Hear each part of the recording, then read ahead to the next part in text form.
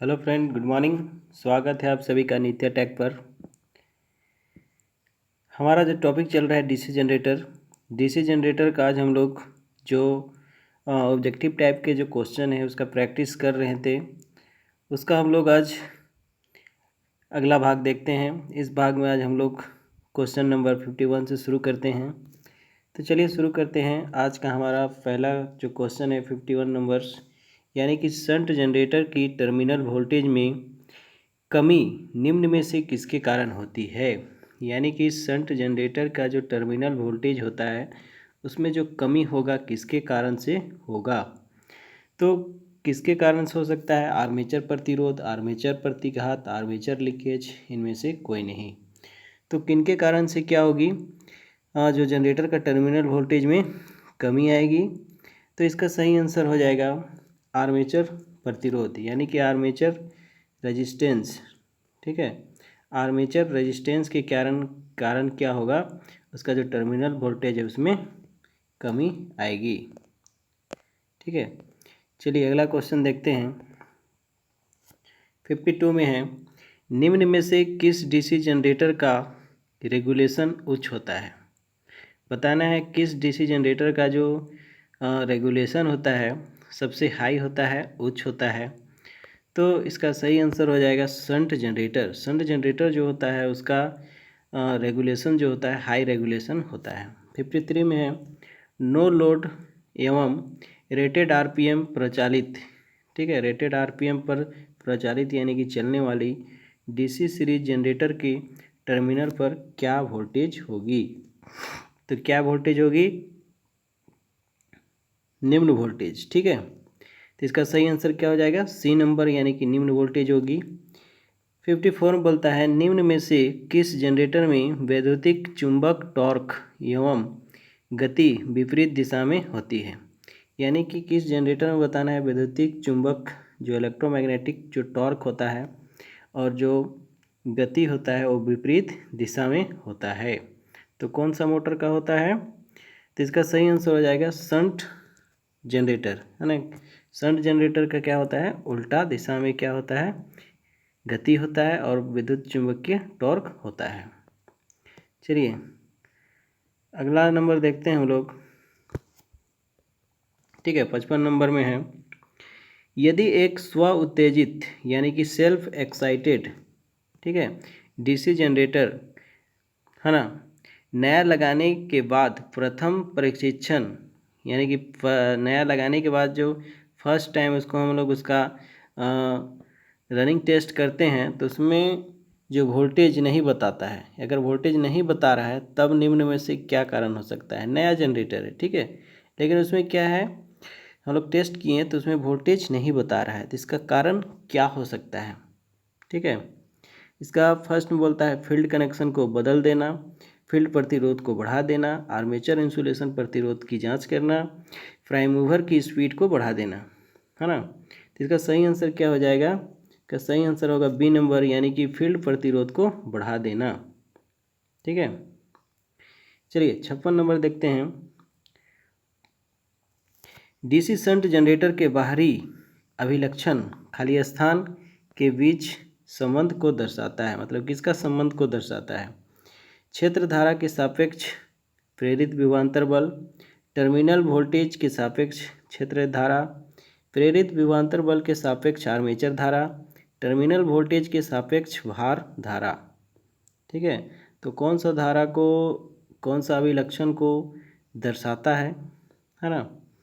तो इसका सही आंसर हो जाएगा डी नंबर, यानी कि टर्मिनल वोल्टेज के सापेक्ष भार धारा को, यानी कि सापेक्ष भार लोड को, लोड करंट को दर्शाता है।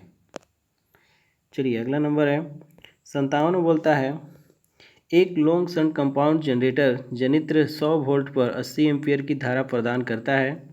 शंट फील्ड का प्रतिरोध 40 ओम एवं सीरीज फील्ड का प्रतिरोध 0.02 ओम।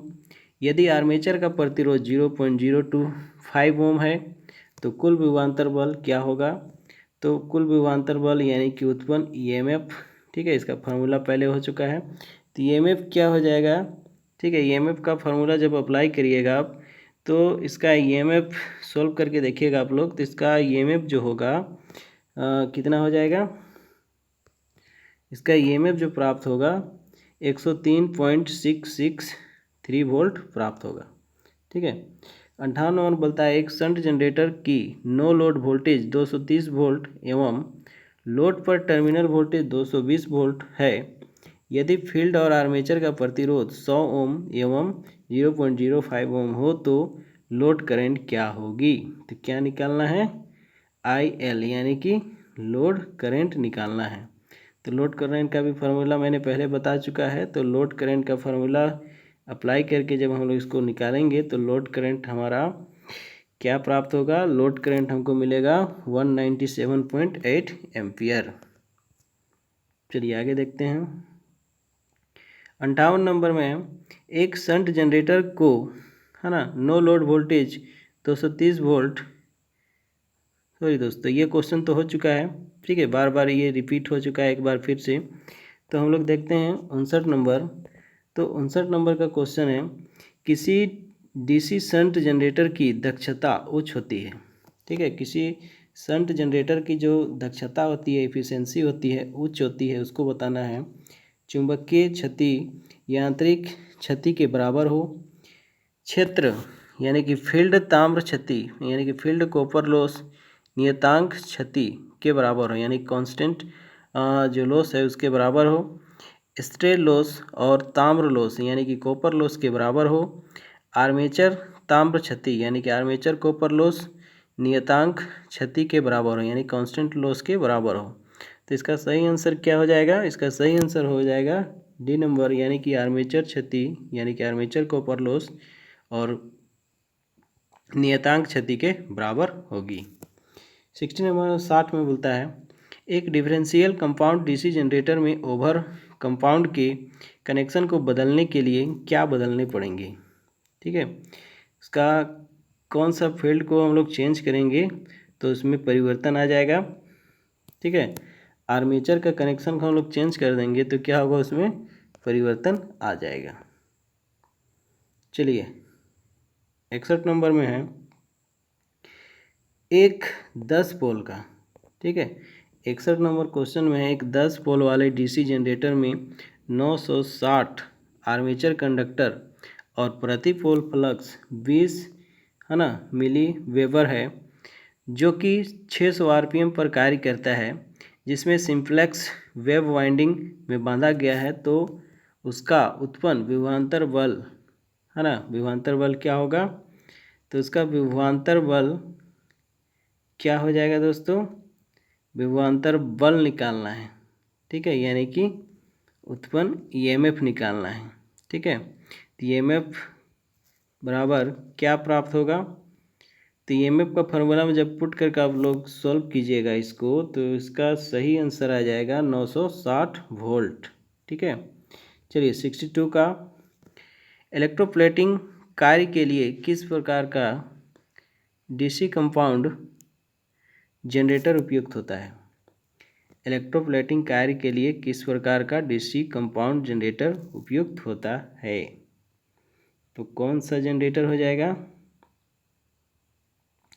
इसका सही आंसर हो जाएगा, ठीक है, C number, cumulative under compound generator, है ना। चलिए आगे देखते हैं। 63 क्वेश्चन में है एक डीसी शंट जनरेटर में टर्मिनल वोल्टेज 220 वोल्ट और आर्मेचर प्रतिरोध 0.5 ओम और आर्मेचर धारा 40 एम्पियर हो तो उत्पन्न विभवांतर बल ज्ञात कीजिए।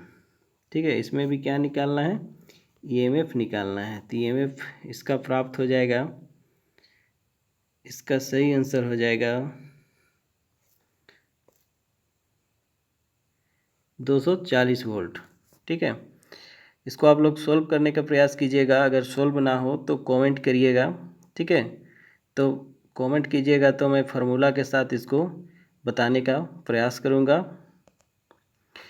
चलिए 64 क्वेश्चन में है शंट जनरेटर में फील्ड धारा का मान बढ़ने से, ठीक है, शंट जनरेटर में फील्ड धारा यानी फील्ड करंट का मान बढ़ने से क्या होगा।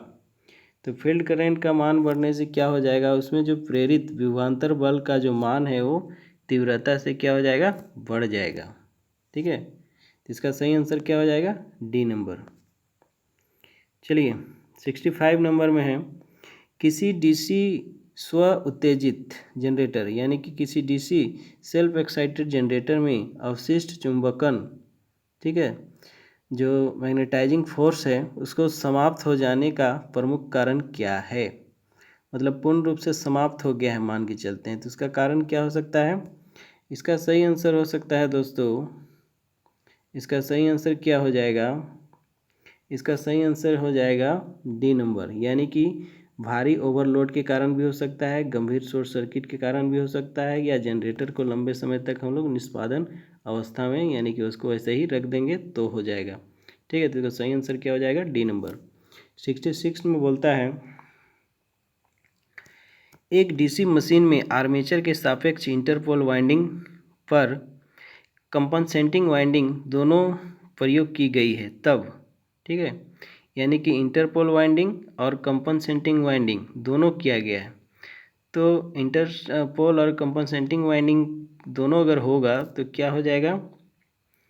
इसका सही आंसर हो जाएगा बी नंबर, यानी कि इंटरपोल वाइंडिंग तथा कंपनसेटिंग वाइंडिंग दोनों श्रेणी क्रम में, यानी कि जो हम लोग इंटरपोल का कनेक्शन करते हैं, ये इंटरपोल बनाते हैं, या जो कंपनसेटिंग वाइंडिंग जो होता है उसका कनेक्शन जो रहता है वो सीरीज में किया जाता है, तो इसका आंसर हो जाएगा बी नंबर।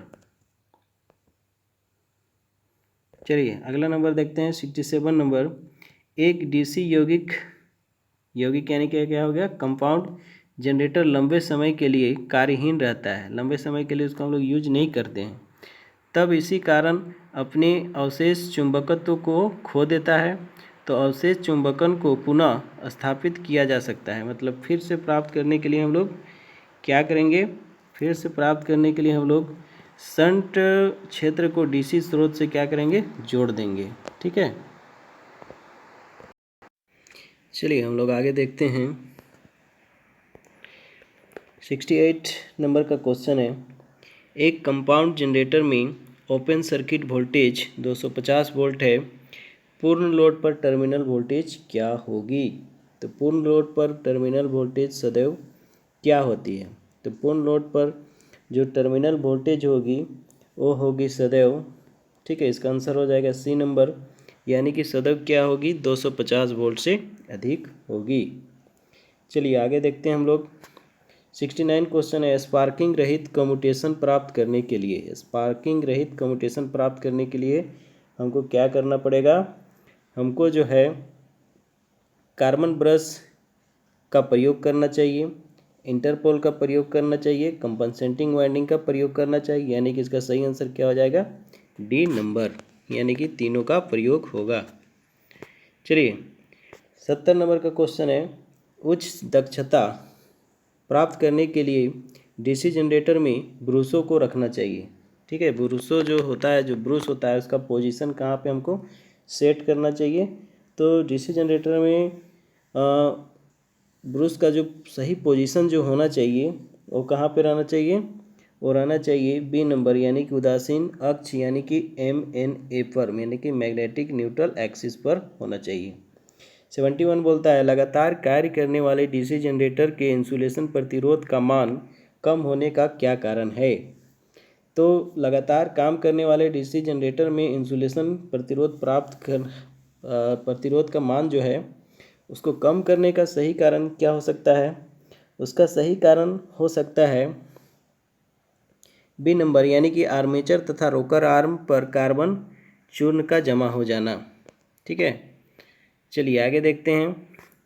72 नंबर क्वेश्चन है, डीसी जनरेटर में कौन सी क्षति है ना लोड के साथ परिवर्तित होती रहती है? यानी कि लोड बढ़ाएंगे तो वो क्षति भी क्या होगा? बढ़ेगा। तो कौन सा क्षति है जो लोड बढ़ाने से बढ़ता है? तो कौन सा क्षति हो जाएगा? ताम्र क्षति, यानी कि कॉपर लॉस। 73 में बोलता है, एक मशीन के चलती हालत में घिसने के कारण डीसी मशीन का कार्बन ब्रश छोटा हो जाता है, कितनी लंबाई पर ब्रश को बदलना पड़ता है? ठीक है, कितना लंबाई पर ब्रश को क्या करना है? बदलना है। तो इसका सही आंसर जो हो जाएगा, इसका सही आंसर क्या हो जाएगा? डी नंबर, यानी कि मूल लंबाई का 2/3। ठीक है, मूल लंबाई का 2/3 हो जाएगा। चलिए अगला क्वेश्चन है 74। निरीक्षण के दौरान किसी डीसी जनरेटर का कम्यूटेशन घिसा हुआ पाया गया। सैंड पेपर का उपयोग निरर्थक है, सबसे उत्तम उपाय क्या है? सबसे अच्छा उपाय क्या करेंगे हम लोग, है ना? तो सबसे अच्छा उपाय जो होगा, कम्यूटेटर को ही क्या करना पड़ेगा, बदलना पड़ेगा। चलिए अगला क्वेश्चन है 75 नंबर। दो डीसी जनरेटर जिसके विशिष्ट गुण समान हैं, यानी कि दोनों जनरेटर का विशिष्ट गुण समान है, इन दोनों जनरेटरों की समानांतर में चलाने के लिए कौन सी अवस्था आवश्यक होनी चाहिए, है ना? दोनों को समानांतर में चलाना है, parallel operation of DC generator पढ़े होंगे। तो पैरेलल में कनेक्ट करने के लिए कौन सा अवस्था जो है सबसे बेस्ट है? ठीक है, तो सबसे बेस्ट अवस्था क्या हो जाएगा, बी नंबर, यानी कि प्रतिशत रेगुलेशन बराबर होना चाहिए। ठीक है, परसेंटेज रेगुलेशन क्या होना चाहिए, दोनों जनरेटर का बराबर होना चाहिए। 76 में बोलता है कंपाउंड जनरेटर में समानांतर प्रचालन में शून्य लोड से पूर्ण लोड तक उपयुक्त वितरण के लिए निम्न में से क्या आवश्यक होना चाहिए? तो कौन सा इसका सही आंसर हो जाएगा? इसका सही आंसर होगा दोनों आर्मेचर का समान रेगुलेशन, यानी कि दोनों आर्मेचर का रेगुलेशन क्या रहना चाहिए, एक समान रहना चाहिए।